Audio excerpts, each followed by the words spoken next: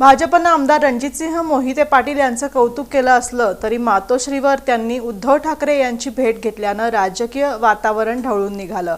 कारवाई करू पाहणाऱ्या भाजपवर हे दबाव तंत्र आहे का अशीही चर्चा होतीये। सत्तेतील भाजप आमदारानं चक्क उद्धव ठाकरे यांची भेट घेतल्याची चर्चा आहे। विरोधी पक्षातील आमदार महायुतीकडे येणार असं बोललं जात असताना हे मात्र उलटच घडलं।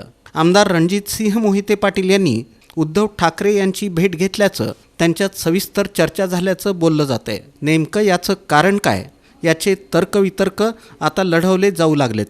मोहिते पाटील हाती मशाल घेणार का अशाही चर्चा होत आहेत।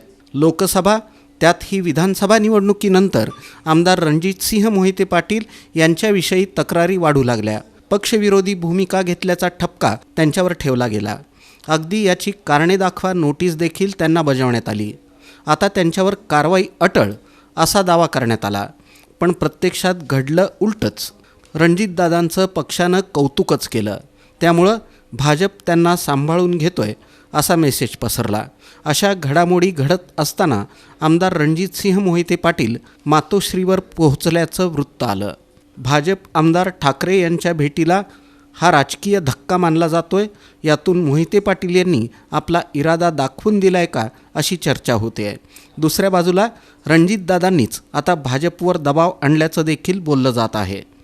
भाजपमधील काही मंडळींनी त्यांच्याविरुद्ध मोहीम उघडली आहे। अशा राजकारणाला शह द्यायचा हा प्रयत्न आहे का, हाही तर्क आता लावला जातोय।